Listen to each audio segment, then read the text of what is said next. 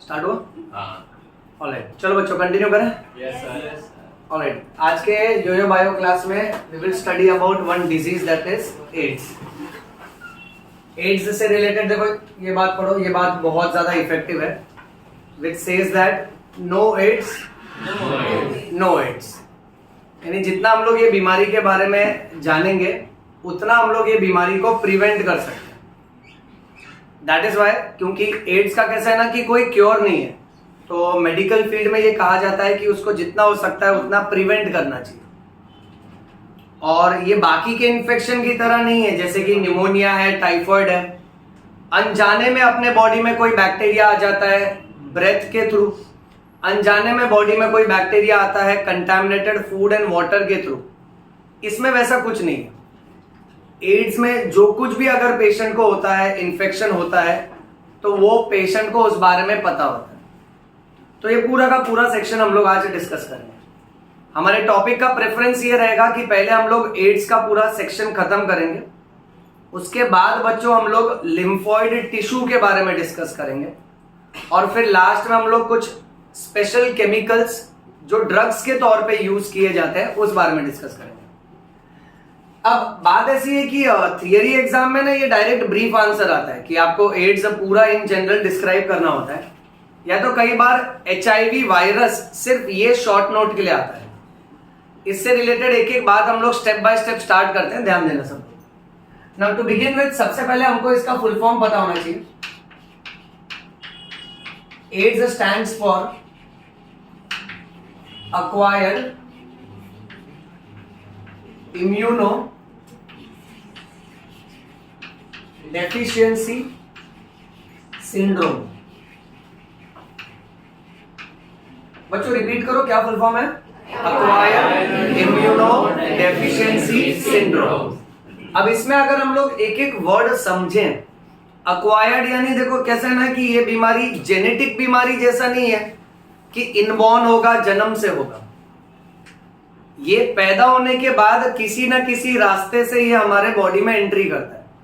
जैसे मान लो किसी का कंटामिनेटेड नीडल अपने को लग गया, या ब्लड ट्रांसफ्यूजन में इन्फेक्टेड ब्लड अगर अपने को चढ़ाया गया, या मान लेते हैं कि if it is because of some sexual contact, okay, where in multiple sexual partners are involve, तो ये सारे कंडीशन में कैसे ना इंडिविजुअल इस बीमारी को अक्वायर कर रहा है, और एक्वायर करने के बाद ये क्या करता है, आपके इम्यूनिटी को कम कर देता है। इसीलिए इसका नाम है immunodeficiency. And last NCERT text book कहता है कि आपको ये याद रखना है, सिंड्रोम का मतलब होता है ग्रुप ऑफ सिम्टम्स,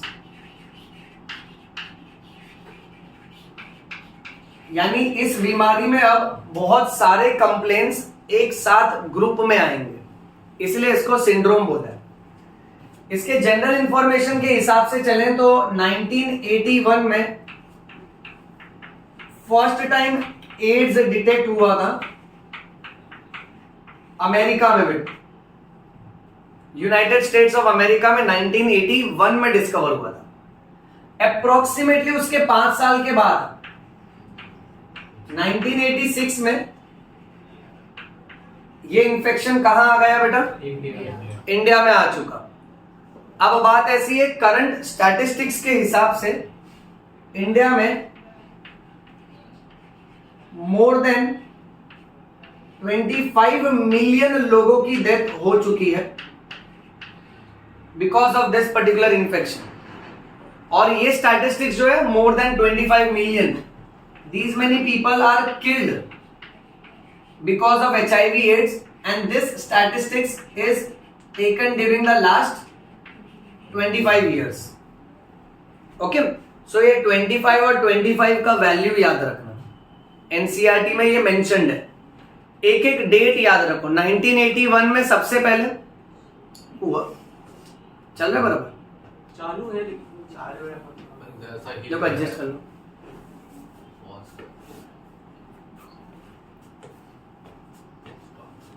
मेरे ख्याल से पेपर शायद डिस्टर्ब हुआ होगा। ओके ओके ठीक है, चल रहा है ना? ओके बच्चों, एक एक डेट याद रखते हैं। देखो 1981 में है ना, सबसे पहले ये अमेरिका में डिटेक्ट हुआ था, 1986 में ना ये इंडिया में डिस्कवर हुआ, ओके, यानी ये इन्फेक्शन इंडिया में आ चुका, और ये देखा गया है कि पिछले 25 सालों में, ओके, 25 मिलियन से ज्यादा लोगों की इसके वजह से डेथ हुई है। क्योंकि इसकी है ना बुरी बात ये है कि इस इन्फेक्शन का कोई क्योर नहीं है, हमारे पास ऐसी कोई दवाई नहीं है जिसकी वजह से ये पूरी तरह से चले जाएगा, ओके। अच्छा, मूविंग ऑन। अब नेक्स्ट डिटेल हमको ये पता होना चाहिए कि भाई ये इन्फेक्शन होता किसकी वजह से। सो एड्स होता है एक वायरस की वजह से जिसका नाम है HIV। HIV का फुल फॉर्म होगा human immuno deficiency virus. Repeat करो बच्चों, ह्यूमन इम्यूनो डेफिशिएंसी वायरस। ये वायरस को रेट्रोवायरस बोलते हैं। अब ये कॉन्सेप्ट मैं आपको समझाता हूं, इसको अच्छे से देखो बेटा। रेट्रो का मतलब होता है रिवर्स। जैसे मान लेते हैं कॉलेज में फंक्शन है रेट्रो डे ड्रेसिंग और रेट्रो स्टाइल ड्रेसिंग, यानी हम लोग टाइमलाइन में रिवर्स जाते हैं और 90s के टाइम के हीरो हीरोइन की जो ड्रेसिंग सेंस होती थी वो हम लोग फॉलो करते हैं। इन जनरल कभी भी रेट्रो आएगा ना, रेट्रो यानी रिवर्स। अब नॉर्मल रूल क्या कहता है, हम सबके बॉडी में DNA RNA को बनाता है। इस प्रोसेस को बोलते हैं ट्रांसक्रिप्शन। क्या बोलते हैं बेटा? सब लोग फोकस करो, ये सब बहुत इंपॉर्टेंट बात है, ठीक है। बट ये HIV वायरस क्या करता है ना बेटा, ये उल्टा काम करता है।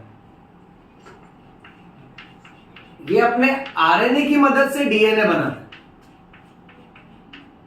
और ये ऐसा क्यों कर पाता है?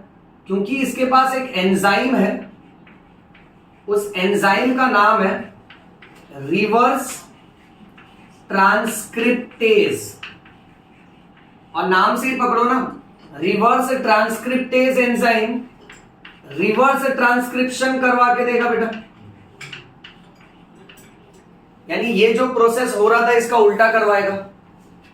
तो सब लोग ये अच्छे से समझो, नॉर्मली हम सबके बॉडी में क्या होता है कि DNA RNA को जन्म देता है, बट यहां क्या हो रहा है कि ये अपने RNA की मदद से उल्टा DNA बनाता है। सो जो ट्रांसक्रिप्शन प्रोसेस होना चाहिए ये उसका रिवर्स करता है। और ऐसे ग्रुप ऑफ वायरसेस को रेट्रोवायरस के ग्रुप में रखा जाता है, क्योंकि रेट्रोवायरस यूजुअली उल्टा ही बिहेव करते हैं। अब अगर हम लोग HIV का एक स्ट्रक्चर देखते हैं, ये पूरा स्पेरिकल होता है बेटा, और बाहर की तरफ इसकी फैट्स की कवरिंग है। तो अगर आप बोर्ड एग्जाम में भी ये ड्रॉ करते हो तो आप सबसे पहले डबल रिंग बना देना बेटा। उसके बाद जैसे दरवाजे के बहुत सारे हैंडल होते हैं ना, knob of the door, okay, वैसा ही आप इसमें मल्टीपल ऐसे नॉब्स बना देना बेटा। डायग्राम के सिमेट्री को रखने के लिए पहले हम लोग चारों डायरेक्शन में फिनिश कर लेते हैं, फिर उसके बाद बेटा मिडल सेक्शन में ड्रॉ कर लेते हैं।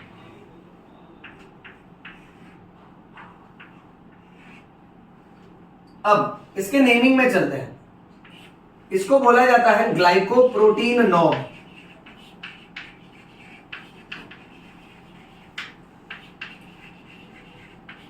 और ये जिस रिंग के अंदर फंसा हुआ है ना, ये फैट्स की बनी होती है, तो ये उसका लिपिड एनवलप है बेटा।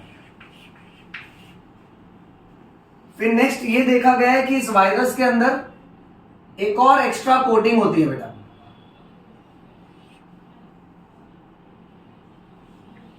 सेंटर में ये प्रोटीन की कोटिंग है।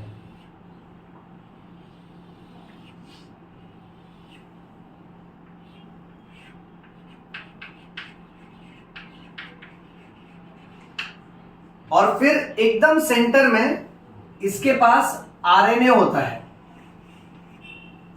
So the main genetic material is not DNA, इसका मेन जेनेटिक मटेरियल क्या है बच्चों?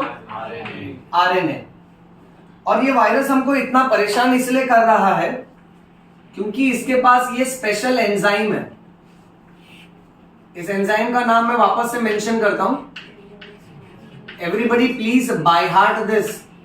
This enzyme is called as reverse transcriptase, क्योंकि ये ट्रांसक्रिप्शन का उल्टा करवा के देता है। ओके अच्छा, ऐसे एक टिपिकल सा डायग्राम ड्रॉ करके थियरी में आपको आंसर करना है। एनीवे थियरी कैसा है ना कि इससे रिलेटेड ज्यादा परेशान नहीं करेगा, क्योंकि हम लोग जब नीट के हिसाब से अभी इसको पढ़ेंगे तो हमको थियरी के पॉइंट्स तो अपने आप आते ही जाएंगे बेटा। ओके अच्छा, तो ये वायरस के अंदर मैंने देखा इसके पास रिवर्स ट्रांसक्रिप्टेज नाम का एंजाइम है, जिसकी मदद से ये अपने आरएनए को हमारे बॉडी के डीएनए के जैसा बना लेता है। और इसलिए ना ये वायरस का मेन स्टाइल कैसा है कि एक बार इसने डीएनए बना लिया ना तो हमारा बॉडी पहचान ही नहीं पाता है कि ये वायरस है किधर, और फिर ये अंदर ही अंदर क्या करता है ना, पूरे इम्यूनिटी को कंट्रोल करता है। दिस इज लाइक अ चोर entering into police station and then wearing costume of police वाला, यानी गया तब आरएनए लेके गया था, बट बॉडी में आने के बाद क्या बनाया उसने, तो ये हमारे बॉडी के जैसा ही डीएनए बना लेता है। और फिर कैसा होता है ना कि हमारे बॉडी के इम्यून सेल्स के अंदर घुस जाता है और फिर उनको कंट्रोल करता है, तो इम्यूनिटी काम नहीं कर पाती है, इसलिए इम्यूनिटी कम हो जाती है, जिसको हम लोग बोलते हैं immuno deficiency. Moving on, next फिर हमको पता होना चाहिए कि ये वायरस एक इंसान से दूसरे इंसान में कैसे फैलेगा। ट्रांसमिशन में सबसे ज्यादा इंपॉर्टेंट ये है कि एचआईवी इंफेक्शन बॉडी फ्लूइड्स की वजह से फैलता है, बट बॉडी फ्लूइड्स में सबसे मेन फ्लूइड है ब्लड।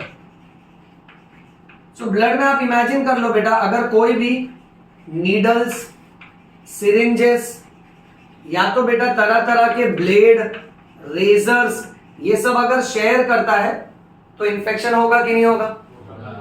अब जैसे मान लेते हैं सपोज फॉर एग्जांपल, अगर आप हेयर ड्रेसर के पास भी जाते हो, ठीक है, तो बाल काटने वाला जो है जब वो रेजर के अंदर ब्लेड यूज करता है ना, तो हर बार उसको नया ब्लेड यूज करना चाहिए। देखो जब तक लोगों को इस बारे में मालूम नहीं था ना, तो पहले का ट्रेंड कैसा था कि वही ब्लेड सब पे चलाई जाती थी और लोग कुछ बोलते भी नहीं थे, because people believe that all Indians are our brothers and sisters. तो इसका ब्लेड उस पे यूज किया, उसका ब्लेड नेक्स्ट पे यूज किया। अब इनमें से अगर एक को भी कट हो गया होगा और अगर उसको एचआईवी एड्स का इंफेक्शन है, तो उसके बाद उसने जिसके जिसके बॉडी पे यूज किया, जिसको कट हुआ है, तो उनको भी एचआईवी एड्स मिलेगा, वो भी एकदम फ्री फ्री फ्री। समझ रहे हो बेटा, बाल काटने के साथ इंफेक्शन फ्री। देख रहे हो धमाका ऑफर बेटा। अब इसका दूसरा सबसे बैड पार्ट है नीडल्स।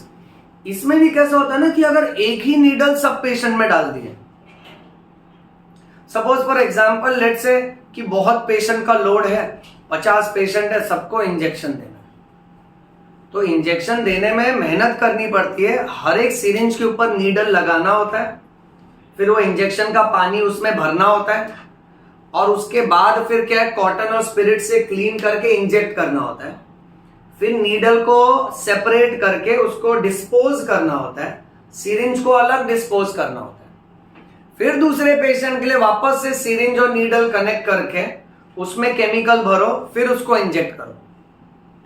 अब मान लेते सबको 1-1 ml इंजेक्शन देना है, और सपोज फॉर एग्जांपल कोई अगर अनएथिकली प्रैक्टिस कर रहा है, रॉन्ग प्रैक्टिस कर रहा है, सोच रहा है 1-1 ml 10 जन को देने से अच्छा सीधा 10 ml भर लेता हूं और फिर सबको बोलता हूं चलो लेट जाओ फटाफट, एंड ठक ठक ठक ठक ठक ठक सबको मार दिया एकदम। हाय, तो ये इंजेक्शन नहीं दे रहा है, बंदूक चला रहा है बेटा।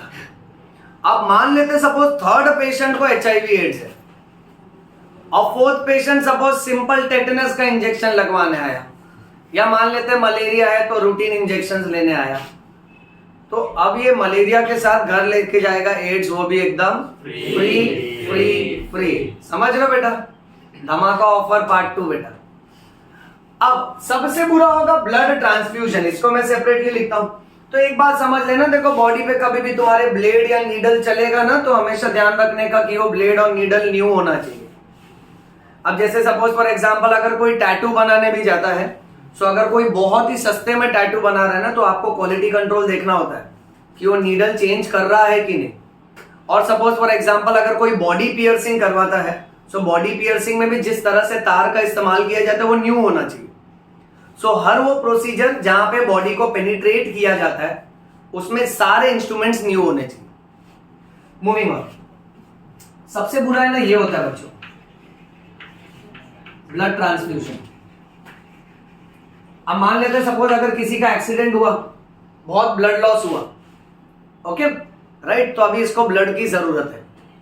अब ब्लड की जरूरत है तो कैसा है कि ब्लड बैंक से जब ब्लड का पैकेट आता है ना, तो ब्लड के पैकेट को उसके लेबल के ऊपर रीड करना होता है, क्योंकि अगर उस ब्लड के साथ चेकअप किया गया है तो लेबल पे मेंशन होता है कि इस वाले ब्लड में HIV एड्स नहीं है, इस वाले ब्लड में हेपेटाइटिस का वायरस नहीं है, ऐसा सारे इन्फेक्शन मेंशन्ड होते हैं कि हमने चेक किया और ये इन्फेक्शन हमने चेक किए हैं।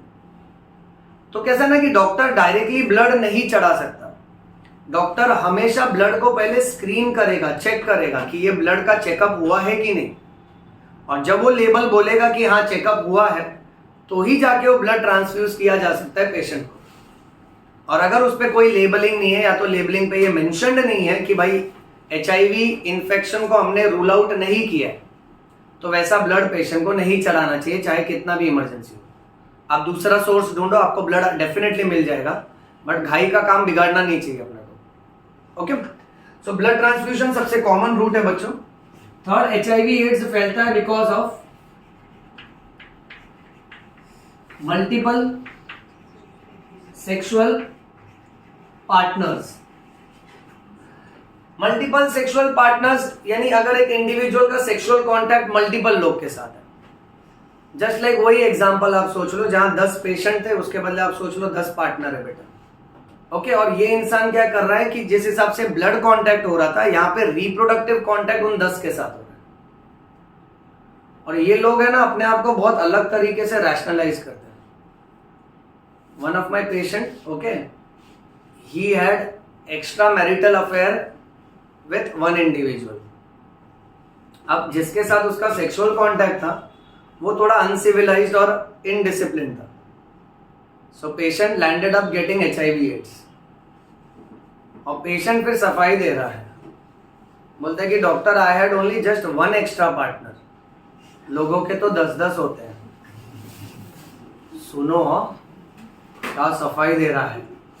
फिर मैंने उसको ना एक मस्त मैथ से समझाया, हालांकि मेरा मैथ स्ट्रांग नहीं है बट अपना बायो बहुत स्ट्रांग है।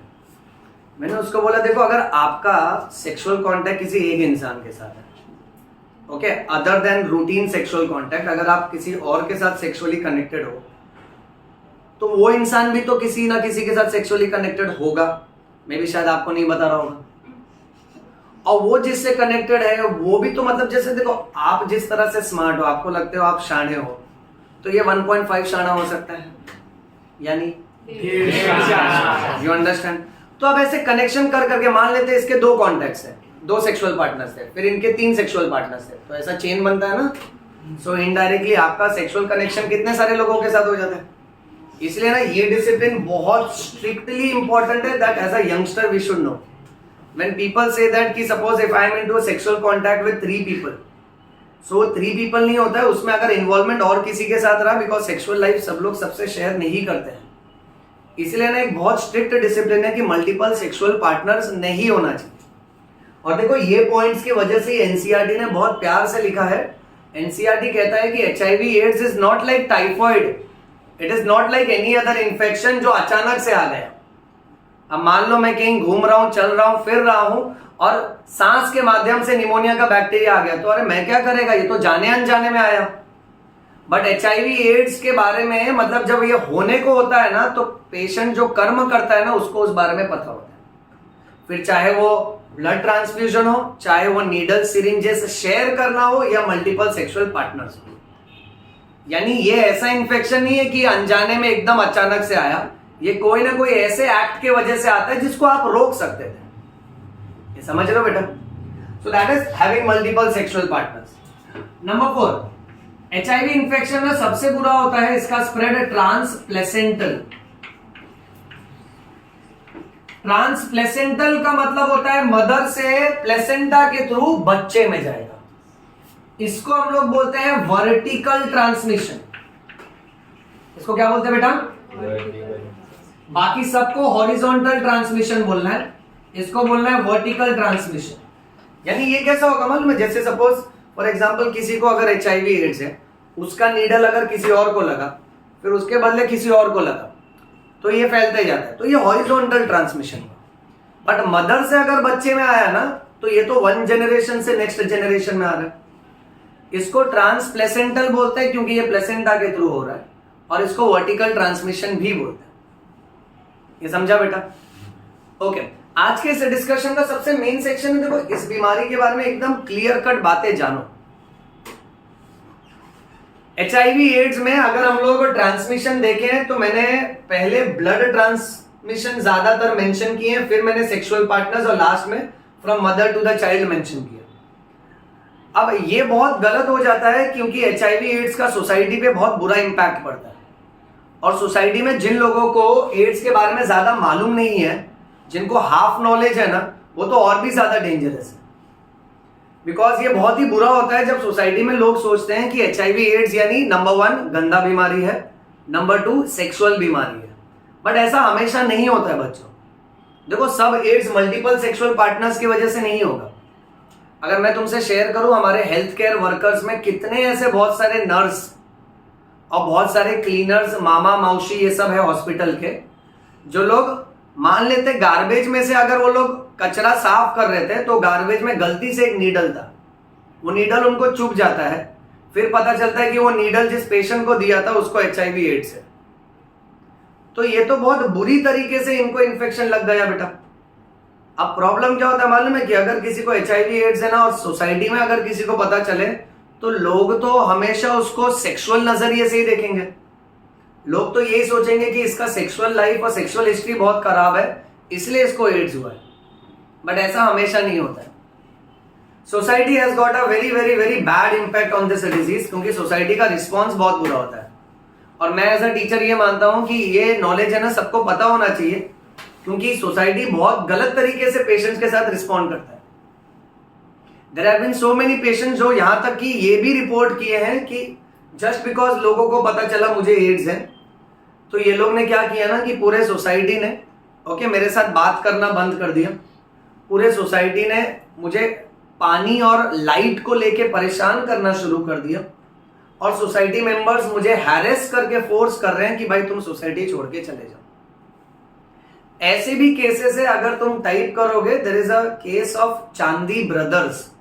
चांदी ब्रदर्स एक ऐसे बच्चे थे, भाई भाई थे, जिनको 3 अलग अलग स्कूल से निकाल दिया गया, मल्टीपल स्कूल से निकाल दिया गया जस्ट बिकॉज उनके घर में एड्स का पेशेंट था। तो ऐसे बहुत सारे केसेस रिपोर्ट हुए हैं। अब ये रॉन्ग हो जाता है।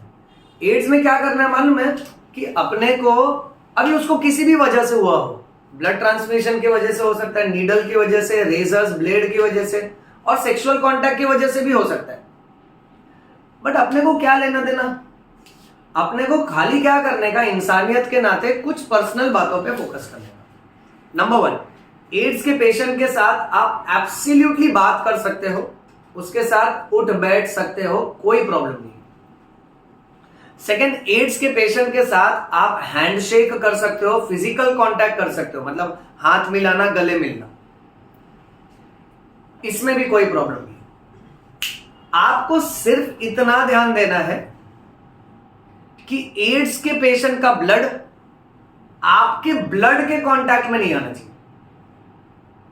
यहां तक कि कुछ कुछ साइंस और वायरल लोड की स्टडी जब की गई है तो यह भी पता चला है, अगर एड्स वाले पेशेंट का ब्लड गिर जाता है ना बॉडी पे, और उसको प्रॉपरली वही टाइम पे अगर क्लीन कर देना, तो भी कोई प्रॉब्लम नहीं होता है। प्रॉब्लम तब होगा ज्यादा जब आपके स्किन पे कट्स होंगे। तो क्या हो रहा है, proper frank blood to blood contact हो रहा है ना बेटा, तो ये प्रिवेंट करना होता है। इसीलिए अब मैं तुमको ट्रांसमिशन के साथ साथ नेक्स्ट पार्ट यहां मेंशन करूंगा, दैट इज ये भी पता होना चाहिए कि किस किस रीजन की वजह से एड्स नहीं स्प्रेड होता। No transmission. Number 1, HIV is never transmitted through which contact? Casual contact. Casual contact, one example will be handshake, बराबर है। Second example, yes, if you embrace a patient or if you are involved in hugging, तो उसमें भी कोई problem नहीं होगा। Next, इसके साथ साथ HIV AIDS is never transmitted through saliva. अब इस पे भी ना कैसा दोनों तरह के स्टडीज देखे गए। सलाइवा में HIV वायरस बहुत बहुत बहुत कम क्वांटिटी में होता है। HIV वायरस वजाइना के फ्लूइड में और सीमेन में बहुत ज्यादा क्वांटिटी में होता है और ब्लड में बहुत ज्यादा क्वांटिटी में होता है। सलाइवा के थ्रू यूजुअली ये स्प्रेड नहीं होता। ओके, तो ये एक याद रखना है। Next, HIV AIDS also does not spread through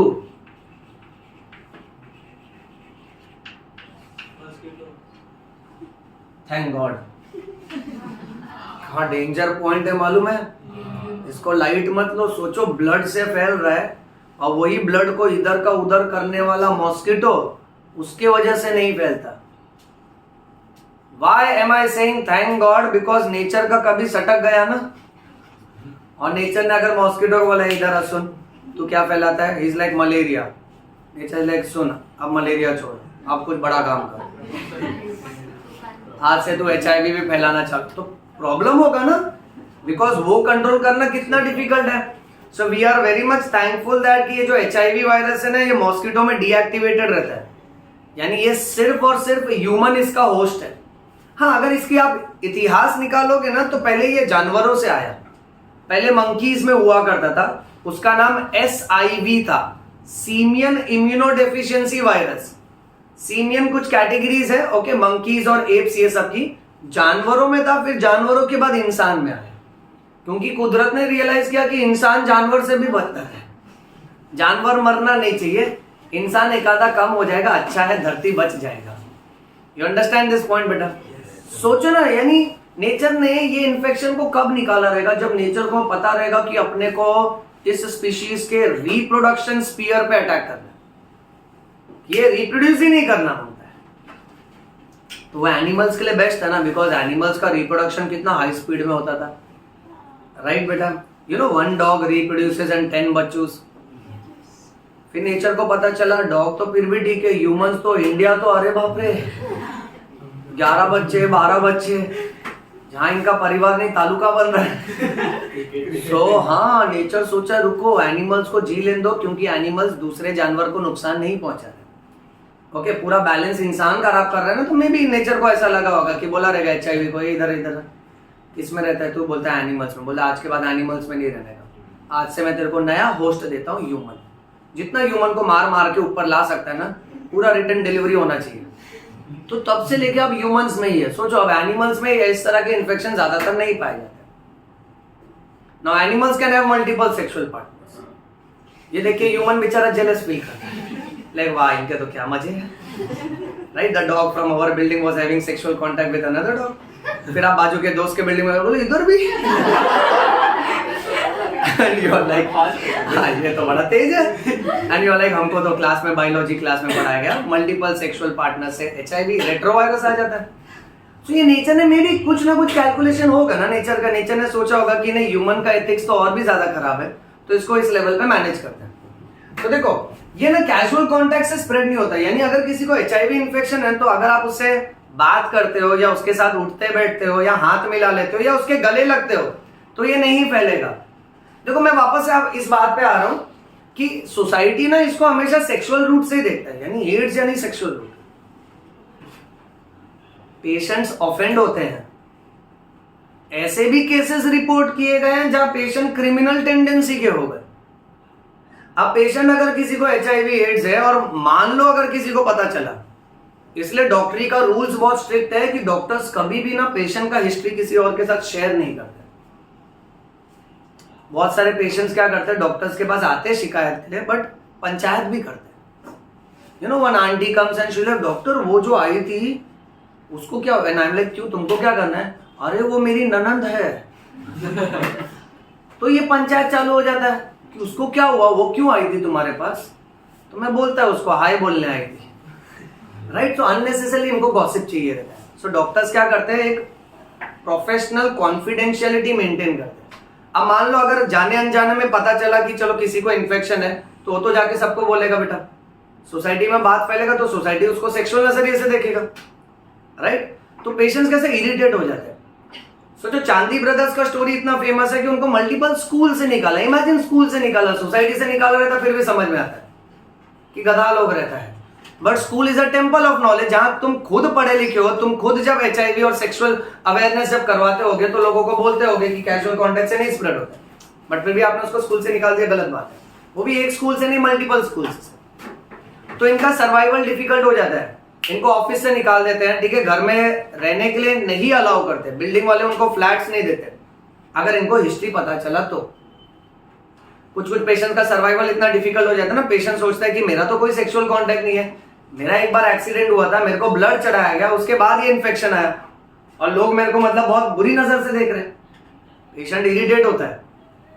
past history में ऐसे भी केसेस रिपोर्ट किए गए जहां पेशेंट फिर few of the patients they got so frustrated, वो सिरिंज में अपना ब्लड सैंपल भरते थे और रास्ता चलते लोगों को इंजेक्शन मार के भाग जाते थे। इमेजिन, लोग सोच रहा है ये कौन सा नया स्कीम आया गवर्नमेंट का, रास्ता चलते वैक्सीन मिल रहा है। अब अरे भले हम लोग हंसी मजाक में बात करें, but you understand the seriousness of it ना, मतलब हम बीमारी का मजाक नहीं उड़ा रहे, हमेशा समझो बच्चों, राइट? वो तो हम लोग फनी तरीके से बात करें, आप इसकी गहराई को ये समझो कि लोग परेशान हो गए। अब कुछ लोगों ने क्या बोला कि अरे कौन सुई मार के गया रे, और फिर वो बोला नहीं मेरे को डाउट आ रहा है, तो गया उसने अपने डॉक्टर को रिपोर्ट किया। अब डॉक्टर ने जब इन केसेस को ट्रेस किया तो पता चला कि इनको HIV एड्स निकला। फिर ऐसे बहुत सारे केसेस रिपोर्ट हुए और फिर ये लोग पकड़े गए, और फिर जब पेशेंट पकड़ा गया ना, तो पेशेंट है ना कन्फेशन में बोलता है कि I wanted the world to know to come into my shoes and understand where the shoe is biting. कि आप जब मेरे परिस्थिति में आओगे ना, जब आपको इन्फेक्शन किसी और वजह से होगा, और कैसा है कि बीमारी तो आपको बाद में मारेगा, बट लोगों का बर्ताव आपको पहले ही मार देगा। So that is what is commonly happening in HIV AIDS. My dear students, please understand, ये टॉपिक मैं तुम लोग को थियरी और नीट के हिसाब से ज्यादातर नहीं बोल रहा हूँ, मैं तुमको इन जनरल एक नॉलेज पॉइंट ऑफ व्यू बोल रहा हूँ। थियरी और नीट मैनेज हो जाएगा, क्योंकि NCERT में कुछ खास ज्यादा बड़ी बातें नहीं लिखी हैं, बट ये जो दुनियादारी की बातें हैं ना, इस बीमारी से रिलेटेड जो हम लोग एक्सपीरियंस करते हैं, ये सारी बातें आप लोग अच्छे से याद रखो बेटा। ओके, चलो आगे इसका मैकेनिज्म देखते हैं। नेक्स्ट ये देखा गया है कि HIV वायरस जब बॉडी में एंट्री करता है तो HIV वायरस मोस्टली अटैक करता है एक स्पेशल सेल को जिसका नाम है, ये याद है तुमको? T helper cell. बट ये चैप्टर में ना T हेल्पर सेल का एक हाइफन नाम आया अभी, इनको CD4 सेल्स बोलते हैं। क्या बोलते हैं? CD4 sales. अच्छा, CD4 में CD का फुल फॉर्म है क्लस्टर ऑफ डिफरेंशिएशन। रिपीट करो बच्चों, क्लस्टर ऑफ डिफरेंशिएशन। देखो हमको मालूम है कि जो T सेल है उसमें हेल्पर सेल है, किलर सेल है, सप्रेसर है और मेमोरी है, बराबर है बच्चों? इसमें से ये हेल्पर सेल को अटैक करता है, और हम लोग ये बहुत अच्छे से जानते हैं कि हेल्पर सेल ही तो मेन है, क्योंकि वही तो किलर को एक्टिवेट कर रहा है। अब हेल्पर को ही अगर कंट्रोल कर लिया और मैनेज कर लिया अंदर ही अंदर, तो बाकी पूरा इम्यूनिटी हमेशा सोया रहेगा, शांत रहेगा। तो ये मेन T हेल्पर सेल को अटैक करता है। एक बार T हेल्पर सेल को अटैक किया ना, मैकेनिज्म देखो, NCERT टेक्स्ट बुक ने बहुत बड़ा सा डायग्राम बनाया इसके लिए, बट हम लोग इसको कॉम्प्लिकेटेड नहीं करेंगे, हम लोग एकदम simple cut to the point चलते हैं। ये वायरस ना, जैसे बेटा मान के चलते हैं, सपोज फॉर एग्जांपल ये एक एनिमल सेल है, मान लेते हैं हेल्पर सेल है, और ये ना HIV वायरस है बेटा। आप लोग खाली स्टेप्स देखो, मैं ज्यादा ग्रामर नहीं लिख रहा हूं, आप लोग खाली स्टेप्स देखते जाना। अब ये वायरस क्या करता है ना, ये वायरस जब बॉडी में घुसता है तो ये स्टार्टिंग में क्या लेकर गया अंदर? RNA, और फिर बॉडी में जाने के बाद ये क्या करता है, अपने RNA की मदद से ये बना देगा DNA। तो इसको मैं डबल स्टैंडर्ड कर देता हूं। नोटिस किया सबने? देखो सिंपल सा है, जैसा हमने ये स्ट्रक्चर देखा ना वायरस का, तो ये बॉडी के सेल के अंदर घुसता है RNA लेके, और फिर ये अपने रिवर्स ट्रांसक्रिप्टेज एंजाइम की मदद से RNA को कन्वर्ट करता है DNA। अब मान लेते हैं ये जो भी सेल है, इस सेल का यहां न्यूक्लियस है, और न्यूक्लियस के अंदर ये DNA ऑलरेडी था बेटा, तो मैं बोलूंगा ये अल्टीमेटली है होस्ट DNA। लैंग्वेज समझ रहे हैं ना सबको? अब इस वाले डीएनए को ये होस्ट डीएनए के साथ जोड़ देता है बेटा, तो इसको बोला जाता है that the virus incorporates its own DNA with the host DNA. Incorporate करना यानी अपना मटेरियल होस्ट के मटेरियल से जोड़ देना, उसमें इंक्लूड करवा देना। अब ये करने के बाद क्या होता है मालूम है? होस्ट डीएनए का तो ये नॉर्मल वाला काम है, वो तो ट्रांसक्रिप्शन करेगा, यानी वो डीएनए की मदद से क्या बनाएगा? हाँ देखो वायरस कितना स्मार्ट था, ये अंदर घुस के अपने आरएनए को किस में कन्वर्ट किया? फिर होस्ट के डीएनए से जोड़ दिया। अब होस्ट का डीएनए क्या करेगा अल्टीमेटली? ये तो ट्रांसक्रिप्शन करके बहुत सारा आरएनए बनाएगा, तो एचआईवी वायरस के बहुत सारा आरएनए बनने लगेंगे बेटा। अब ये सारे के सारे आरएनए क्या करते हैं? फिर फंक्शन करके अपना खुद का कवरिंग बना लेते हैं। अब जब कवरिंग बना लिए तो ये सब जब बॉडी के बाहर निकलेंगे तो अब एक वायरस नहीं है, बहुत सारा वायरस है बेटा। मैकेनिज्म समझा? देखो इसमें हम लोग चाहते तो बहुत हाई फंडू लैंग्वेज और ग्रामर लिख के पूरा भर देते हैं, बट मेन मैकेनिज्म ये है, बहुत इजी है। वायरस के पास आरएनए है, अंदर गया तो आरएनए का डीएनए बनाया, पहले रिवर्स ट्रांसक्रिप्शन किया। क्यों? क्योंकि इसके पास एंजाइम है जिसका नाम है रिवर्स ट्रांसक्रिप्टेज। फिर अपने डीएनए को होस्ट के डीएनए के साथ जोड़ देता है। फिर होस्ट का डीएनए क्या करता है? बहुत सारा आरएनए बनाता है, और फिर ये वायरस के जब बहुत सारे आरएनए बन जाते हैं तो ये आरएनए जब फंक्शन करता है तो ये अपना कवरिंग भी बना लेता है। अब यानी इसने बहुत सारे छोटे छोटे वायरस बना लिए। फिर ये होस्ट का सेल फटेगा, ये सारे के सारे वायरस बाहर निकलेंगे और ये वापस से किसी और सेल में जाके इंफेक्शन पैदा करेंगे। ये मैकेनिज्म समझा बेटा? इसको कम से कम है ना, कल ये मैकेनिज्म को 3-4 लाइन में डिस्क्राइब करने का अगर थियरी आंसर लिख रहे हो तो। नीट में कैसा इसके ऊपर तरह तरह के मल्टीपल चॉइस क्वेश्चन आते हैं, वो समझ जाने का बेटा। ओके, अब अगर किसी के बॉडी में एचआईवी एड्स हुआ, कितनी कमाल की बात है कि किसी भी इंसान की डेथ एचआईवी एड्स की वजह से नहीं होती। एड्स का पेशेंट कभी भी एड्स की वजह से नहीं मरता। एड्स का पेशेंट मरता है बाकी इंफेक्शन की वजह से। इन बाकी इंफेक्शंस को हम लोग बोलेंगे अपॉर्चुनिस्टिक इन्फेक्शन। मेरा बेटा सिर्फ ग्रामर पे फोकस करा। अपॉर्चुनिस्टिक, अपॉर्चुनिटी यानी चांस, यानी अब क्या हो रहा है मालूम है कि एड्स का पेशेंट अल्टीमेटली उसके बॉडी में क्या होगा? एचआईवी सिर्फ उसके इम्यूनिटी को कम कर देगा बेटा। अब इम्यूनिटी कम हो गया ना, तो सोचो बाकी का जो इन्फेक्शन है, जिसकी हिम्मत भी नहीं थी कि इसके बॉडी में जाके बीमारी पैदा करे, वो छोटा मोटा इन्फेक्शन भी इसके बॉडी में घुसपैठ करता है और इसको बहुत बीमार कर देगा। क्यों ऐसा कर पा रहा है? क्योंकि उसकी इम्यूनिटी कम हुई है। So AIDS patient will never die because of AIDS. They will die because of other infection which is called as opportunistic infection. And why these infection are called as opportunistic infection? Because these are as such they are very easy infection, but they are waiting for an opportunity कि कब कौन immuno compromised हो तो उसके body में घुस जाए हम लोग। अब इसमें आपको ये बाय हार्ट करना पड़ेगा, इंडिया में मैक्सिमम एड्स के पेशेंट मरते हैं किसकी वजह से? उनको ट्यूबरक्लोसिस होता है। सब लोग ये बाय हार्ट कर लो, ट्यूबरक्लोसिस किसकी वजह से हो रहा है? बैक्टीरिया की वजह से। Okay, first. सेकंड, पीछे से बहुत से पेशेंट को और क्या हो सकता है? निमोनिया। अच्छा, निमोनिया के साथ साथ एक और इंफेक्शन होता है जिसका नाम है टॉक्सोप्लाज्मा। क्या नाम है बेटा? थर्ड, इन पेशेंट्स में बहुत सारे तरह तरह के कौन से इंफेक्शन होते हैं बेटा? Fungal infection, that is infection by fungi. Okay, अब ये सब मेजर रीजन है जिसकी वजह से पेशेंट का डेथ होगा। इंडिया में सबसे कॉमनली पेशेंट मरता है टीबी की वजह से, उसको बाद में ट्यूबरक्लोसिस होता है और ट्यूबरक्लोसिस कंट्रोल नहीं हो पाता। नेक्स्ट, एड्स का पेशेंट सिम्टम्स क्या क्या दिखाएगा? फोकस करना सब लोग। एड्स के पेशेंट का सिम्टम्स सबसे इंपॉर्टेंट ये है कि उसको होगा wait loss which is more then 10%। अब ये हिसाब समझो, मोर देन कितना परसेंट? 10%। 10% यानी क्या करना मालूम है? एक डेसिमल शिफ्ट कर देना खाली। जैसे मान लेते हैं अगर पेशेंट है 70 kg का, तो आप डेसिमल शिफ्ट करो, उसका 10% कितना होगा? 7.0, यानी 7 होगा ना। तो अगर पेशेंट 70 kg का है और उसका 70 kg का 10% होता है 7 kg। तो अगर उस पेशेंट का 7 kg से ज्यादा वेट लॉस हुआ है ना, तो ये एड्स की तरफ इशारा करता है।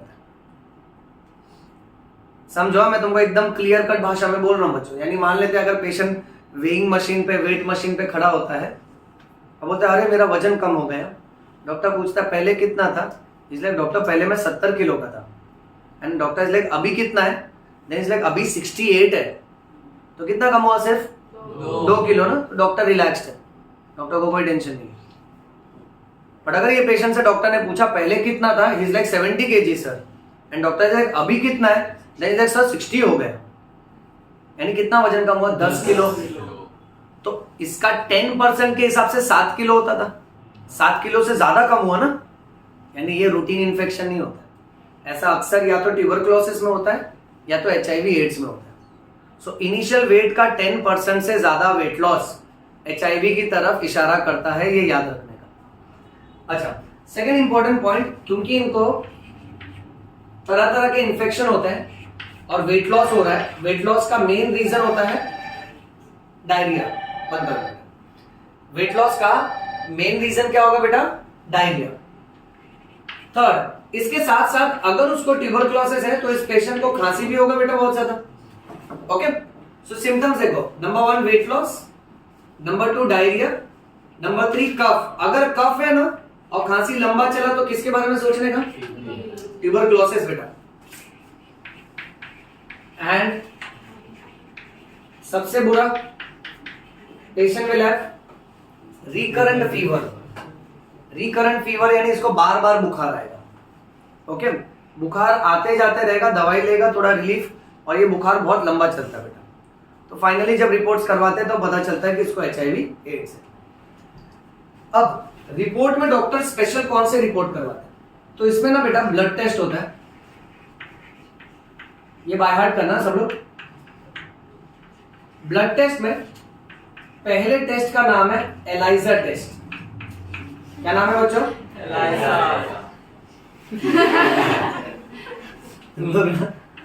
सुनो फुल फॉर्म सुनो, एंजाइम लिंक्ड इम्यूनो सॉर्बेंट ऐसे। कैसे, ऐसे। हाँ, खाली उतना मत पढ़ो, सब पढ़ो। हाँ, एंजाइम लिंक्ड इम्यूनो सॉर्बेंट ऐसे। ये जो एलाइजा टेस्ट है ना, ये सिर्फ स्क्रीनिंग टेस्ट है। बट HIV पकड़ने वाला जो मेन टेस्ट है, उस टेस्ट का नाम है वेस्टर्न ब्लॉट। क्या नाम है बच्चों, western blot. Western blot is which test, it is called as confirmatory test. कौन सा टेस्ट है बच्चों, कंफर्मेटरी टेस्ट। इतना समझा। यानी एलाइजा टेस्ट एक स्क्रीनिंग टेस्ट है बच्चों, बट इसका जो मेन टेस्ट है ना, जिससे कंफर्म्ड पता चलता है कि इसको HIV एड्स है या नहीं, that is western blot test. Okay, चलो इसका फोटो क्लिक कर लो, फिर हम लोग आगे बढ़ते हैं। इसी का रिमोट है क्या यहाँ पे, बाहर है, रुको मैं संभाल के, बेंचेस मूव मत करना प्लीज। जितेंद्र सर, इसी का रिमोट दो ना।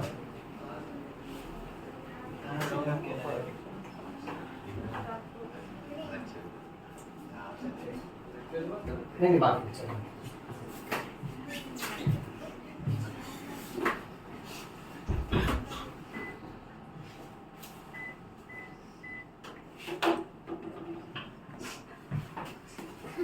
अच्छा बच्चों, मेन पॉइंट्स रिपीट करते हैं, सब लोग ध्यान देना यहाँ पे।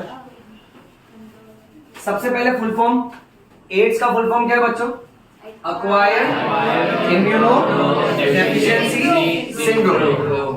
अच्छा, बैक्टीरिया की वजह से हो रहा है कि वायरस की वजह से, वायरस। ओके, सोच सोच के बोलो, जिसको नहीं आता है सुनो ध्यान से। HIV इन्फेक्शन सबसे पहले अमेरिका में आया था। कौन से साल में बच्चों, 1981। Very good. फिर इंडिया में कभी आया, 1986। ओके, अब बात ऐसी है कि इस वायरस के ग्रुप को रेट्रोवायरस नाम दिया। रेट्रो यानी सीधा कि उल्टा? उल्टा ही काम कर रहा है ना ये। अच्छा, नॉर्मली सीधा काम क्या है कि डीएनए से आरएनए बनता है, बट ये क्या कर रहा है बच्चों? आरएनए से डीएनए बनाता है। ओके, अच्छा, ये जो वायरस है स्टार्टिंग में एनिमल्स में था, उसके बाद ह्यूमंस में आया। अब ह्यूमंस में फैलने का तरीका सबसे पहला है ब्लड। अब ब्लड में वो सब तो तुम लोग लिख लोगे ना बेटा कि नीडल, सिरिंजेस, ठीक है। अच्छा, सेकंड इंपॉर्टेंट रूट है सेक्सुअल रूट, जहां पे मल्टीपल सेक्सुअल पार्टनर्स के बारे में डिस्कस किया। और थर्ड बहुत ज्यादा इंपॉर्टेंट रूट है, that is from mother to the child, जिसको ट्रांसप्लेसेंटल बोलते हैं। अच्छा, एचआईवी वायरस का वर्किंग मैकेनिज्म देखा। एड्स का पेशेंट एड्स की वजह से मरता है क्या? नहीं। ये मरता है किसकी वजह से? Opportunistic infection. बोलिए सब लोग। इंडिया में मैक्सिमम एड्स के पेशेंट को कौन सा इन्फेक्शन होता है? TB, that is tuberculosis. AIDS के सिम्टम्स में मेन याद रखो, weight loss, which is more than how much percent? 10%। Second, उसको लूज मोशन होगा, डायरिया। ओके, अगर ट्यूबरकुलोसिस है तो कफिंग होगा, और उसके साथ साथ बेटा रिमेंबर फीवर। और ये ऐसा फीवर नहीं है, ऑन एंड ऑफ वाला है, यानी recurrent fever, it will reappear again and again बेटा। अच्छा, एड्स के बारे में अगर पता लगाना है तो दो तरह का ब्लड टेस्ट करवा सकते हैं, एक है एलाइजा टेस्ट और दूसरा है वेस्टर्न ब्लॉट। दोनों में से कंफर्मेशन वाला कौन सा है? Western blot. इतना समझा? अच्छे से समझा ना बेटा सबको? ओके, अब नेक्स्ट हम लोग ये समझेंगे कि देखो एड्स के लिए ओवरऑल बहुत सारे ऑर्गेनाइजेशन काम कर रहे हैं हमारे कंट्री में। एक ऑर्गेनाइजेशन है जिसका नाम है NACO। This stands for national, full form पकड़ो सब लोग, ये सब दिया है बुक में, एड्स कंट्रोल ऑर्गेनाइजेशन। क्या फुल फॉर्म है बच्चों? Control organisation. तो ये एक ग्रुप है जो एड्स को मैनेज करने की कोशिश करता है। इसके साथ साथ नो डाउट एक स्टैंडर्ड सा फुल फॉर्म है NGO, that should be non government organisation.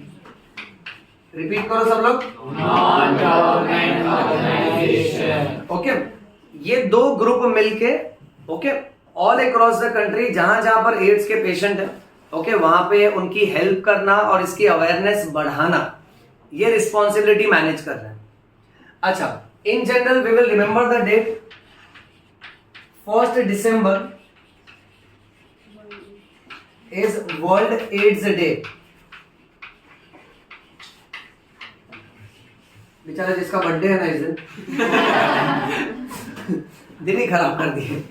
Okay, 1 December is world AIDS day. MCQ के हिसाब से याद रखो। ओके, बेसिकली कैसा है ना कि हर बीमारी को एक डे डिवोट करते हैं ताकि वो बीमारी और उसका अवेयरनेस लोगों में रहे। ओके, और एड्स का तो कैसा है कि इसका तो भाई कोई क्योर नहीं है, बट प्रिवेंशन सबसे बेस्ट तरीका है। बट फिर भी अगर किसी को एड्स है ना तो चलो मैं तुमको कुछ एक्स्ट्रा बातें बताता हूं जो इन जनरल डॉक्टर्स यूज करते हैं, बुक्स में, टेक्स्ट बुक्स में मेंशन नहीं। अगर किसी को एड्स है ना तो स्टार्टिंग में उसको एड्स नहीं होता है, उसके बॉडी में स्टार्टिंग में सिर्फ इन्फेक्शन आता है बेटा। अब उसके बॉडी में इन्फेक्शन आया ना तो ऐसा नहीं है कि अगले दिन ही उसको बुखार आना चालू हो जाएगा। इन्फेक्शन से लेकर सिम्टम्स तक बीच में ना काफी ज्यादा बेटा टाइम लैग होता है। और आपको ये याद रखना है कि ये जो टाइम लैग है ना, सोचो ये 5 से 10 साल का होता है। अब पेशेंट को कहां याद रहने वाला है कि मान लेते हैं कि 10 साल पहले कहां कौन से डॉक्टर से सुई लगवाया था, या फिर कहां पे नीडल प्रिक हुआ था, या फिर हमने रेजर या ब्लेड का इस्तेमाल किया था, नहीं याद रहता है। तो इन्फेक्शन एचआईवी जब बॉडी में घुसता है और जब वो लक्षण प्रोड्यूस करता है, कंप्लेंट्स प्रोड्यूस करता है, ये दोनों के बीच में टाइम लैग होता है 5 से 10 साल का बेटा।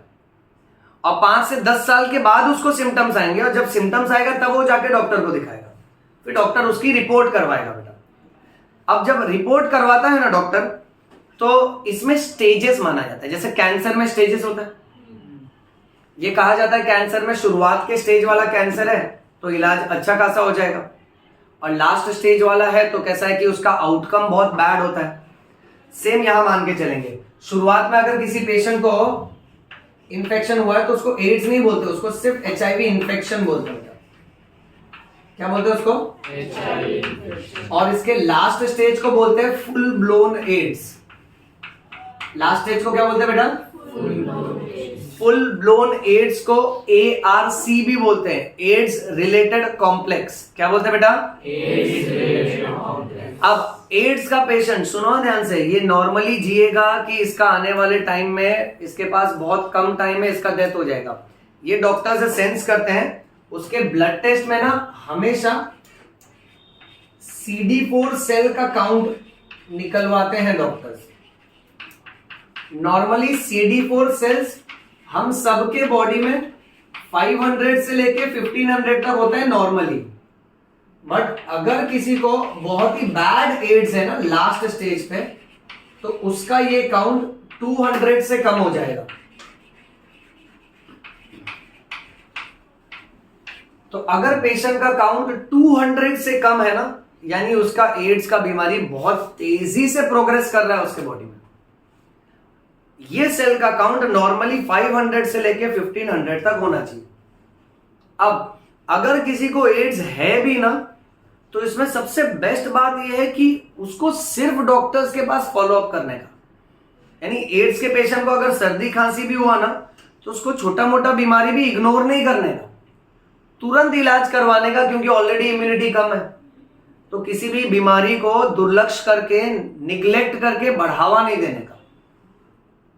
और ये सही में बहुत सुपर काम करता है कि अगर एड्स का पेशेंट टाइमली बेसिस पे डॉक्टर को दिखाता है और स्टार्टिंग स्टेज में ही है, तो सोचो वो ऑलमोस्ट उतना ही जीता है जितना वो नेचुरली जी सकता है। यानी एड्स नहीं भी होता तो फिर भी उसकी नेचुरल एज जितनी है ना, ऑलमोस्ट उतना सर्वाइव करता है। बट इसके लिए क्या क्या जरूरी है? नंबर 1, उसका CD4 सेल का काउंट है ना एकदम अच्छा रहना चाहिए। मान लेते CD4 सेल्स का काउंट ब्लड रिपोर्ट पे आया 1200, 1300, 1400, तो ये सब बहुत अच्छे काउंट है। तो डॉक्टर समझता है कि हाँ इसका इम्यूनिटी फिर भी अच्छा खासा है, HIV वायरस ने इतना ज्यादा नुकसान नहीं पहुंचाया इसको। और प्लस पेशेंट को एक आदत पालना होता है कि छोटा मोटा बीमारी को इग्नोर करने का नहीं, उसका तुरंत इलाज करवाने का। अब एक्सट्रीम केस में कैसा है ना कि अगर इफ इन केस ये काउंट कम हुआ ना, तो इसका बहुत बैड डेथ होता है। मतलब कैसा होगा ना कि इसको तरह तरह के इन्फेक्शंस होंगे, स्किन पूरा खराब हो चुका रहेगा बिकॉज फंगल इन्फेक्शन अलग चल रहा है। ओके, ब्रीदिंग डिफिकल्टी होगा क्योंकि चेस्ट में ट्यूबरक्लोसिस, निमोनिया दोनों भी है। ओके, लूज मोशन होगा क्योंकि पेट में बहुत सारे पैरासाइट्स, हेलमिन्ट्स है। तो इसमें ये जो लास्ट स्टेज होता है ना, ये बहुत ही ज्यादा बुरा होता है। इसको हम लोग बोलते हैं फुल ब्लोन एड्स। क्या बोलते हैं बच्चों? Full blown AIDS. Which is also called as AIDS related complex. आज के लेक्चर में ना सब लोग एटलीस्ट ये जिंदगी भर के लिए याद रखना कि ये काउंट ना 200 से कम हुआ यानी बैड है, मतलब इसका हालत खराब। अब ऐसा नहीं है कि हमारे पास एड्स के लिए दवाई नहीं है। एड्स के लिए जो जो मेडिसिन अवेलेबल है ना, उसको आर्ट बोलते हैं, एंटी रेट्रोवायरल थेरेपी। और इसी को अगर हाई डोज में देते हैं ना, तो इसको हार्ट बोलते हैं, highly active anti retroviral therapy. सब लोग फुल फॉर्म पे फोकस करिए। आर्ट यानी एंटी रेट्रोवायरल थेरेपी, यानी वो दवाइयां जो रेट्रोवायरस को मार सकती हैं। अब मैं यहां पे देखो, हम लोग दवाई का नाम लिखूंगा नहीं, बट एक जानकारी रखो, इसमें एजिडोथाइमिडिन, ओके, ऐसे नाम के कुछ टैबलेट्स हैं जो वायरल लोड और कंसंट्रेशन को कंट्रोल करने के काम आते हैं। अपने सिलेबस के हिसाब से अपने को टैबलेट का नाम नहीं याद रखना है, बट वो ट्रीटमेंट का नाम याद रखना है। उसको बोलते हैं एंटी रेट्रोवायरल थेरेपी। ओके, चलिए आगे बढ़ते हैं। बच्चों आप लोग को इतना समझा ना? एड्स से रिलेटेड और कोई डाउट है किसी को तो बताओ मुझे। सर बैरियर मेथड से बैरियर मेथड से ट्रांसमिशन रोक सकते हैं? ट्रांसमिशन रोक सकते हैं, यस। बैरियर मेथड इसलिए देखो हमने रिप्रोडक्शन में पढ़ा था। बैरियर मेथड में in general if in case एक मेल अगर मल्टीपल सेक्सुअल पार्टनर्स है, ओके, तो अगर इफ इन केस वो कॉन्डम का यूज करता है, तो कैसा है ना कि वो अपने सीमेन को उसके बॉडी में जाने नहीं देगा और उसके वजाइनल डिस्चार्ज को अपने पेनिस के कांटेक्ट में आने नहीं देगा। सो इसीलिए ना कि condom as a barrier method okay, as a contraceptive pregnancy भी प्रिवेंट करता है और सेक्सुअली ट्रांसमिटेड डिजीज भी प्रिवेंट करता है। इसीलिए डॉक्टर्स जब भी अवेयरनेस करते हैं ना, तो मान लेते हैं अगर कोई पेशेंट है ओके जो मल्टीपल सेक्सुअल पार्टनर्स में इन्वॉल्व ही है, और या तो अगर आप वेस्टर्न कंट्रीज में देखोगे तो वेस्टर्न कंट्रीज में कैसा है, commercial sex is legal. Commercial sex में कैसा है कि कुछ individuals as a sex care workers के तौर पे काम करते हैं, तो वहां पे कैसा है ना कि उनको ये समझाना होता है कि चलो ठीक है, अगर आप एज अ सेक्स वर्कर काम कर रहे हो तो आपको एटलीस्ट बैरियर मेथड का फॉलो करना पड़ेगा। That means you will have to make sure that none of your client should have direct sexual contact with you, they should always use a condom. ये समझे बेटा? अच्छा, और कोई डाउट इससे रिलेटेड तो बताओ, फिर हम लोग आगे बढ़ते हैं बेटा। यहां पर एड्स का स्वाहा हो गया। देखो और कोई डाउट है तो बोलो बेटा। क्लियर है? मनीषा बोलो। सर आपने बोला कि इसमें ना इम्यूनिटी डाउन होती है, तो हमें हमारी डाइट को और भी ज्यादा स्ट्रॉन्ग करना पड़ेगा ना फिर? हाँ, अगर इम्यूनिटी डाउन होती है, क्योंकि इसमें सबसे मेन क्या होता है कि वेट लॉस, तो यहाँ पे पेशेंट को रैदर तीनों पॉइंट पे फोकस करना है। डाइट पे भी फोकस करना है, एक्सरसाइजिंग पे भी फोकस करना है, और उसके साथ साथ टैबलेट्स और मेडिसिन पे भी फोकस करना है। अगर एड्स जैसा फर्स्ट स्टेज पे है तो क्योर हो सकता है? क्योर वर्ड ही नहीं यूज करेंगे। क्यों मालूम है? क्योंकि मेडिकल फील्ड में क्योर का बहुत बड़ा डेफिनेशन होता है। क्योर यानी आपने एकदम जीरो कर दिया। जैसे सपोज फॉर एग्जांपल कि अगर आपको टाइफॉइड है, मैंने आपको 5 दिन की एंटीबायोटिक टैबलेट दी, उसके बाद आपका टाइफॉइड खत्म हो गया, एकदम सारे बैक्टीरिया खत्म हो गए, उसको मैं क्योर बोलूंगा। बट मैं ये कहूंगा कि एड्स को we can not cure but we can treat. Our intention is that patient का कंप्लेन शुड बी रिलीव्ड, यानी उसको कम तकलीफ होनी चाहिए, और अगर उसका डेथ भी हो रहा है, वो एक्सट्रीम केस में है, तो death has to be less painful. So इसको हम लोग बोलते हैं टू प्रोवाइड सिम्टोमैटिक रिलीफ। उसको जैसे जैसी तकलीफ रहेगी ना, तो उसके हिसाब से टैबलेट दी जाती है।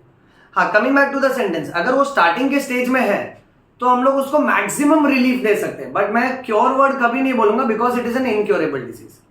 ओके, चलिए और कोई डाउट बेटा? बाकी क्लियर है? सबसे ज्यादा डाउट आपने ये टॉपिक में पूछा सबने, बहुत ध्यान दिया सबने, वेरी नाइस बेटा। विक्रम तुम्हारा डाउट याद रहेगा मेरे को। तेरे लिए था प्रदीप। आगे बढ़ते हैं। चलिए नेक्स्ट कौन सा ऑर्गन्स की बात करेंगे? छोटा सा टॉपिक है लिम्फोइड ऑर्गन्स, फिर उसके बाद एक बड़ा टॉपिक है ड्रग्स से रिलेटेड। ध्यान देना सब लोग। अब लिम्फोइड ऑर्गन्स बॉडी के वो पार्ट होते हैं जिसके अंदर खास किस्म का WBC है, दैट इज लिम्फोसाइट्स।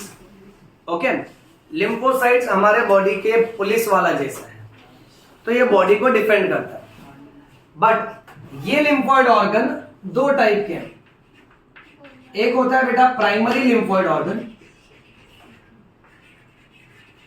ओके, जो सबसे ज्यादा मेन होते हैं बेटा, और दूसरा होता है secondary lymphoid organ.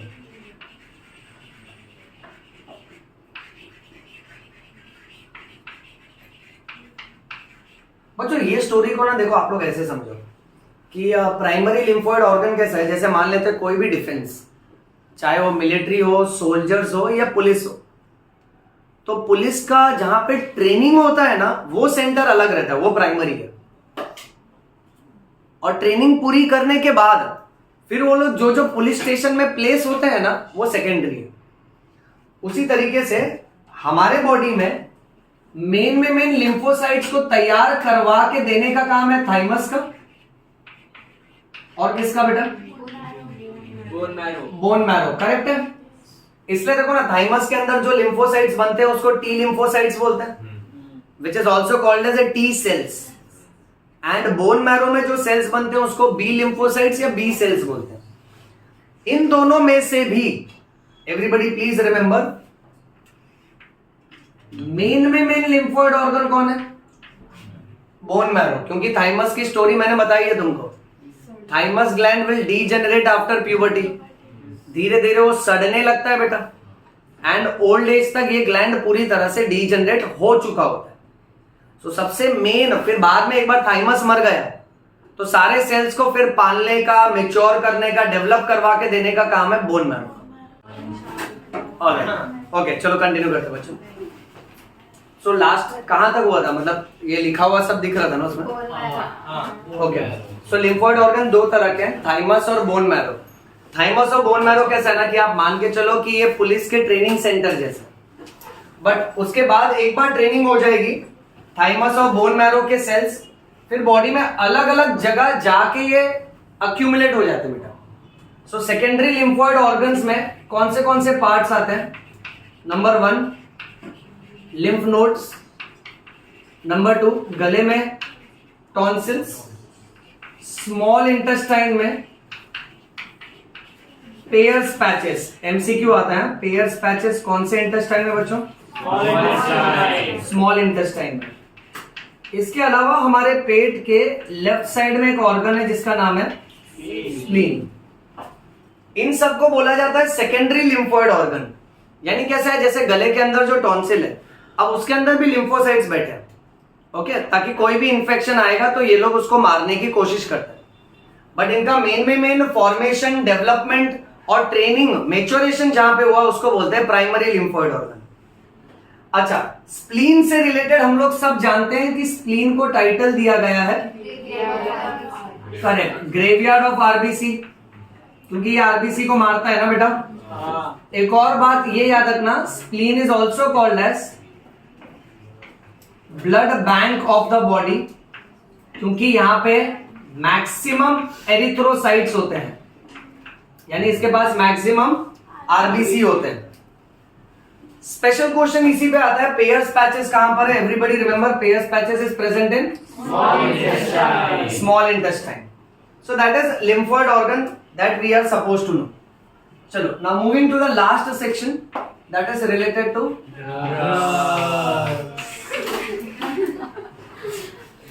Don't sound like the topic बेटा। ऑलराइट, चलो ठीक है, ध्यान दो यहाँ पे। सो अभी last we are going to talk about drugs. अब ड्रग्स में कैसा है ना, 3 केमिकल के बारे में डिस्कस करेंगे। पहला है ओपियोइड्स। क्या नाम है बेटा?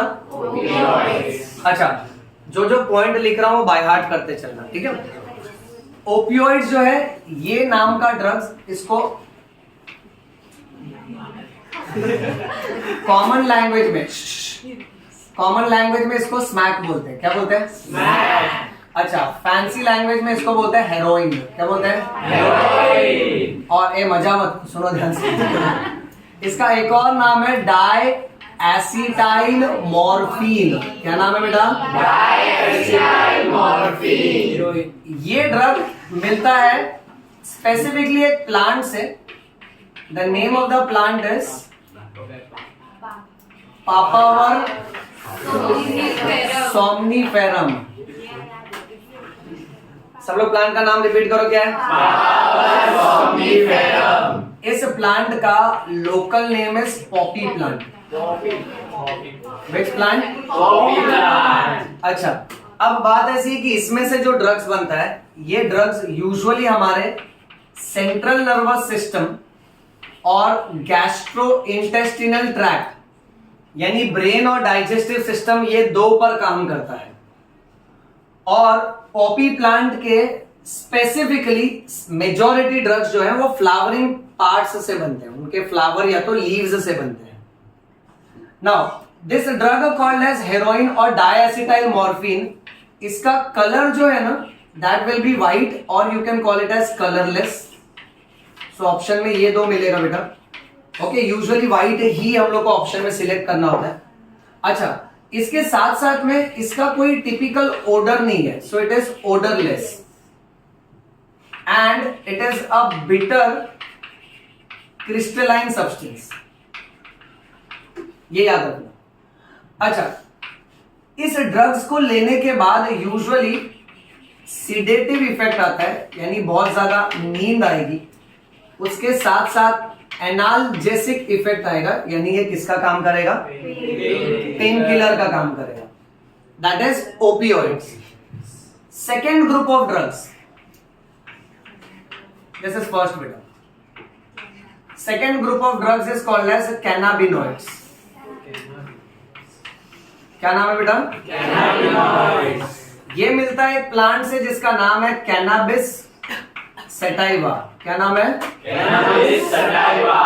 इसके लीव्स और फ्लावर्स से बहुत सारे ड्रग्स बनते हैं, जैसे कि हशीश, आशीष नहीं हशीश, चरस, Ganja.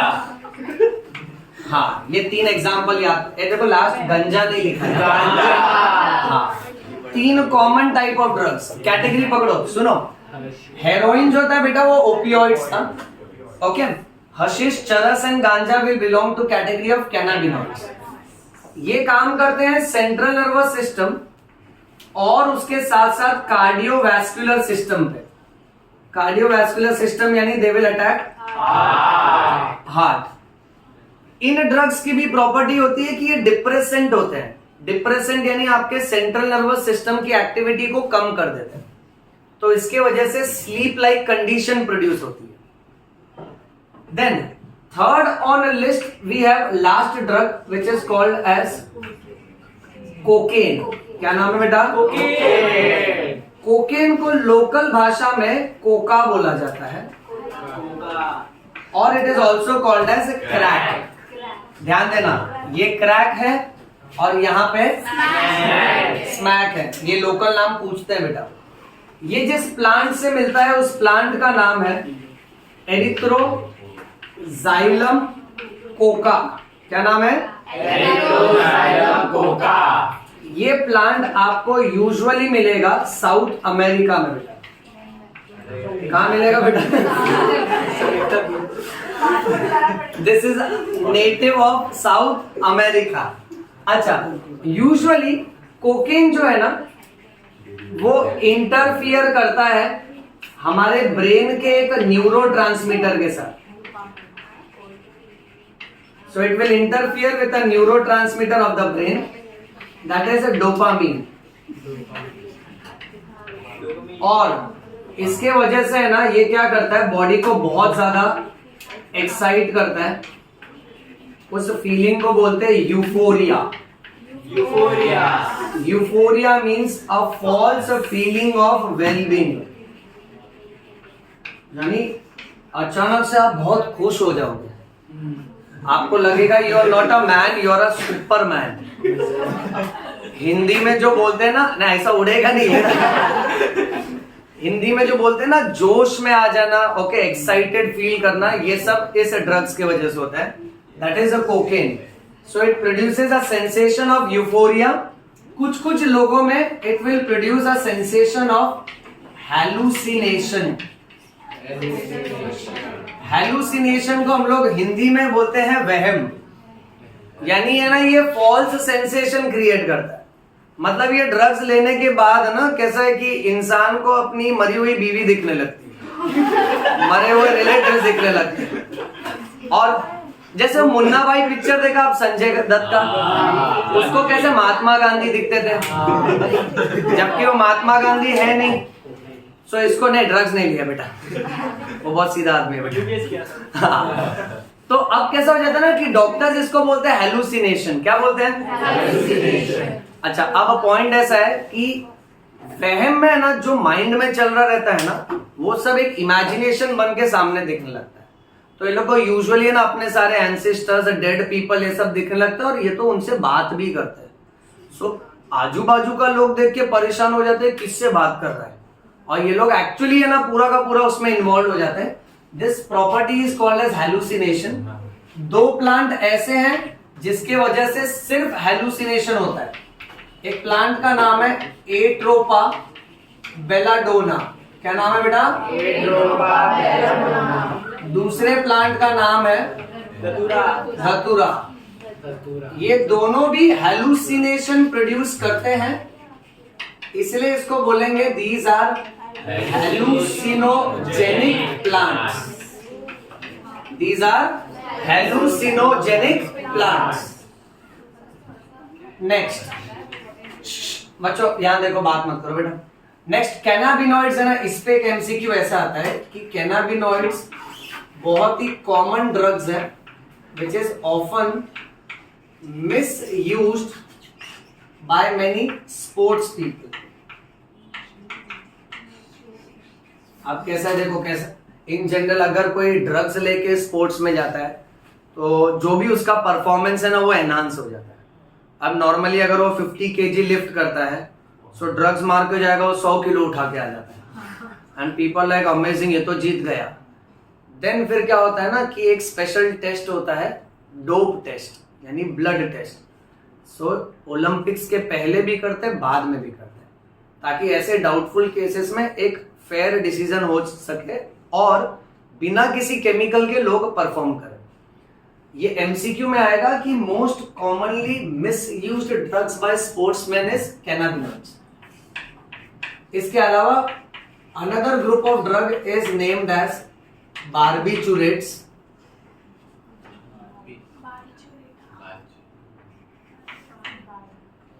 इससे ना यूजुअली स्लीपिंग मेडिसिन बनती है, ये बहुत बुरा होता है। स्लीपिंग पिल्स अक्सर कैसा ना कि आजकल की जिंदगी में लोग बहुत इजीली स्लीपिंग पिल्स खाना चाहते हैं, बट इसकी बुरी बात ये होती है कि इससे आदत बनती है बेटा।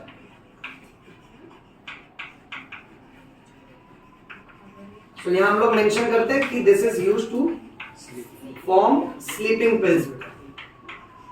अच्छा, इसके साथ साथ एक और दवाई है जिसका नाम है बेंजो डायज़ीपाइन्स। पढ़ो बेटा क्या है? Benzodiazepines. Okay, so barbiturates, benzodiazepines. एक और ड्रग होता है which is called as LSD, lysergic acid diethylamide. Sir LSD अच्छा है फुल फॉर्म तुमको याद रखना पड़ेगा, ध्यान दो। Lysergic acid diethylamide. Okay, extra drugs में barbiturates, benzodiazepines, LSD and one drug which is called as superman drug, amphetamines. क्या नाम है? Amphetamines. ये बॉडी को जबरदस्त एक्साइट करता है और लोग कैसे है ना इस तरह के ड्रग्स और मेडिसिन, मोस्ट ड्रग्स लिया जाता है by smelling, that is inhalation. Snorting बोलते हैं उसको, ड्रग्स को स्नॉट करना। जैसे अगर मान लो दोस्त अगर कोई जूस पी रहा है, आप उसको कैसे बोलते हैं? एक सिप दे, राइट? अब आप मान लो कि अगर इफ इन केस आपका दोस्त ड्रग नहीं खाना का, तो आप कैसे बोलोगे? एक बाइट दे बेटा। ड्रग्स पे क्यों चले जा रहे हो? अब स्नॉटिंग का मतलब होता है स्निफ करना। तो वो लोग यूजुअली कैसा है, ये जो व्हाइट पाउडर है ना, कलरलेस मत लेना, एमसीक्यू में यूजुअली व्हाइट ही आएगा, इसको रब करते हैं। ओके, जो व्हाइट कलर का पाउडर है ना, तो यूजुअली ये लोग पाउडर लेते हैं और फिर उसको अलग अलग पार्ट्स में, उनको बड़ा मालूम है हाँ चुप रहो दुष्ट कहेंगे। You should act as if you don't know कि सर ये सब क्या हो रहा है, आपको नहीं मालूम। हाँ, नहीं, ये तो ऐसा बोला, हाँ मालूम है मेरे को, तो ऐसा ही लुक दे रहा है। थोड़ा बिहेव करो बेटा, ओके? नाक वाक रगड़ रहे। अच्छा, पॉइंट इनहलेशन और स्नॉटिंग बोलते हैं इसको। कुछ कुछ ड्रग्स इंजेक्शन से लिए जाते हैं।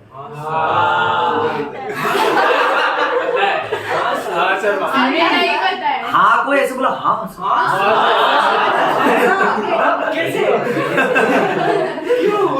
चुप रहो। अब इसमें सबसे बुरा होता है इंट्रावीनस, वेन में इंजेक्ट करते हैं। वेन में इंजेक्ट करते हैं, फिर वही नीडल दोस्त को देते हैं, उससे कहते हैं कि इसको लगा डाला तो लाइफ। अब नीडल शेयर किया, देखो ड्रग शेयर कर रहे ठीक है, बट अभी अभी हमने HIV एड्स पढ़ा, तो ये सब में ही कैसा है ना कि ड्रग एडिक्ट्स में कंटामिनेटेड नीडल का यूज बहुत ज्यादा होता है बेटा। Okay, so amphetamines is the group of drugs which is meant to excite the individuals. अच्छा, अब बच्चों इसके अलावा ना देखो दो बहुत छोटा छोटा टॉपिक है एनसीईआरटी में। एक टोबैको पे बात किया है, जहां हमको ये याद रखना है, एमसीक्यू एक ये बनता है कि टोबैको का इस्तेमाल हमारे कंट्री में पिछले 400 साल से हो रहा है। सारी पूर्वज का नाम खराब कर दिए। पिछले 400 साल से हो रहा है। दूसरा, टोबैको के अंदर एक हानिकारक केमिकल होता है जिसका नाम है निकोटिन। ये आपके बॉडी में रिलीज करवाता है दो इंपॉर्टेंट केमिकल, एड्रेनालिन और नॉर एड्रेनालिन। और इसीलिए टोबैको कंजम्पशन के बाद कैसा होता है ना कि हार्ट रेट बढ़ने लगता है, ब्रीदिंग रेट बढ़ने लगता है, क्योंकि वो एड्रेनालिन और नॉर एड्रेनालिन का इफेक्ट है। अच्छा, और तो और अगर इफ इन केस टोबैको का ओरल कंजम्पशन हो तो माउथ कैंसर, और अगर उसको स्मोकिंग के थ्रू लिया जाता है तो लंग्स का कैंसर। अच्छा, इसके अलावा बेटा ये यूरिनरी ब्लैडर का कैंसर भी कॉज करता है। इसके अलावा इन जनरल कैसा है ना कि ये फूड पाइप, विंड पाइप और डाइजेस्टिव सिस्टम का भी कैंसर पैदा करता है। ये देखा गया है कि अगर कैंसर नहीं हुआ ना तो लंग्स में एक डिजीज है एम्फाइसीमा। एम्फाइसीमा यानी लंग्स इनइलास्टिक बन जाते हैं, या तो एटलीस्ट उस पे सूजन आता है which is called as bronchitis, inflammation of bronchus. तो कैसा ना कि या तो कैंसर या तो कोई ना कोई बीमारी ये देगा। जो टोबैको से रिलेटेड एनसीईआरटी में लिखा है वो आप लोग एक बार रीड कर लेना। और फिर लास्ट के सेक्शन में एडोलेसेंस पे एक पूरा पेज है जहां पे हमको ये बताया जा रहा है कि चाइल्डहुड और अडल्टहुड की बीच की जो उम्र होती है, 12 से लेकर 18 साल के बीच का जो रेंज है बेटा, उसको हम लोग एडोलेसेंट बोलते हैं, which is the connecting link between childhood and adulthood. और इस दौरान बॉडी में बहुत सारे फिजिकल चेंजेस आते हैं जो देख के पता चलता है। इसलिए हम लोग अपना स्कूल का फोटो देख के ही पूछते ये कौन है। Right, okay. अच्छा, सेकंड, बहुत सारे मेंटल चेंजेस होते हैं, कुछ तो सही में मेंटली हो जाते हैं। ओके, इमोशनल चेंजेस होते हैं, मूड स्विंग्स होते हैं। ओके, सो ये सब का सब उसमें इन जनरल लिखा है। और इसमें एनसीईआरटी ने ज्यादातर बात किया है पीयर प्रेशर के बारे में। पीयर प्रेशर यानी फ्रेंड्स का प्रेशर। अगर फ्रेंड सर्कल अप्रोप्रिएट नहीं है तो एडिक्शंस और तरह तरह के ड्रग्स और सब्सटेंसेस का मिसयूज होता है, और अगर वो अप्रोप्रिएट है तो कैसा है कि लाइफ ओवरऑल प्रोडक्टिव होता है। ये समझ रहे हो बेटा? यहाँ देखो, अपने दोस्तों को मत देखो, सब लोग समझा इतना? अच्छा, आप लोग एनसीईआरटी टेक्स्ट बुक से ये लास्ट का पेज एक बार रीड करके आना अगली क्लास। ओके, चलिए इसका फोटो ले लीजिए। सर डाउट, आपको ये ड्रग्स से रिलेटेड नहीं पूछना। नहीं, अवेयरनेस के लिए कहाँ मिलते हैं?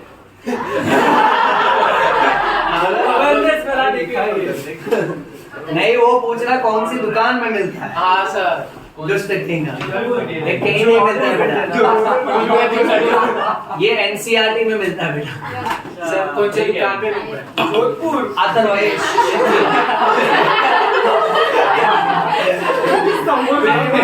मारेगा,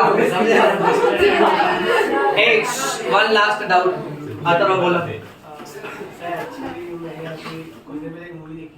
ए तो रहने दे।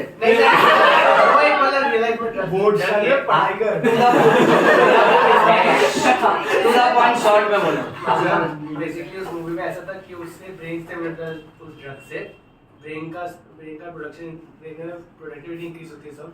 हाँ, जैसे जो TPH नाम था। करेक्ट, जो ड्रग्स एक्साइट कर, लूसी मूवी की बात कर रहा। चुप रहना तुम लोग बॉलीवुड ही देखो। अच्छा, हाँ, ऐसा होता है कि ये परफॉर्मेंस को इम्प्रूव करता है, बट ये हैबिचुएटेड करवा देता है, आदत पड़वा देता है। ओके, चलिए फोटो लिए सब लोग? फोटो ले लो बेटा फटाफट।